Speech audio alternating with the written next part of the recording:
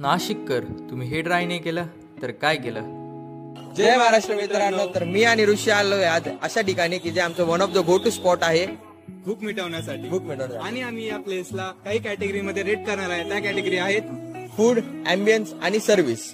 तर चला, आणि तुम्ही पण आतमध्ये गेल्यानंतर थोडाही वेळ वाया न घालवता आम्ही आमची ऑर्डर दिली. एक लबाबदार असा पनीर घोटाळा आलेला आहे. चला तर आपण आता ते पण याला ट्राय करून बघूया. पहिले ऋषी.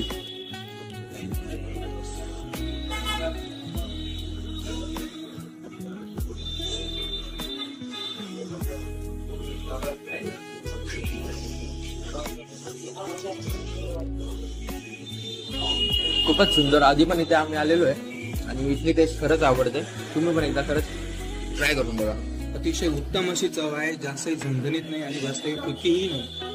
जर तुम्हाला स्पायसी गोष्ट आवडत असेल तर तुम्ही नक्कीच याला थोडं स्पायसी बनवायला लावा. पण जर तुम्हाला वेगळं काही ट्राय करायचं असेल तर नक्की जसं आहे तसंच ट्राय करा. तर आता शेवभाजी ट्राय करून बघू.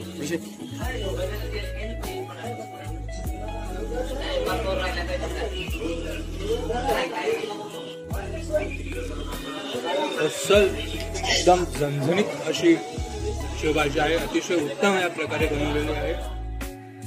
तर आता टेस्ट तर करून झालंय आणि आता टाइम आलाय रेटिंग देण्याची. तर शेवभाजीला तू कशी रेटिंग देशील?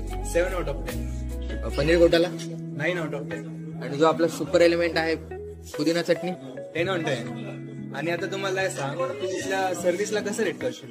सर्व्हिसला मी रेटिंग देईल की आज जर मला जी सर्व्हिस भेटली आहे ना तर ती आहे 10 on 10. पण जेव्हा गर्दी असेल त्यावेळी तुमचं थोडं पुढे मागे होऊ शकतं. आणि अँबियन्स बाबतीत मी एक स्पेशल गोष्ट बोलू इच्छितो की अँबियन्स जो आहे ना हा फॅमिलीसाठी नाहीये. पण तुम्ही फ्रेंड्स वगैरे येत असाल तर एकदम बेस्ट आहे. आणि कपल्स अलाउड नाहीये तर ते गोष्टीची एक तुम्ही लक्षात ठेवा. आणि हा जो स्पॉट आहे ना हा बॉईज ग्रुप साठी अतिशय असा उत्तम असा स्पॉट आहे. ओके. तर अशाच व्हिडिओसाठी आम्हाला फॉलो करा. आजचा व्हिडिओ आपण इथेच थांबूया. धन्यवाद.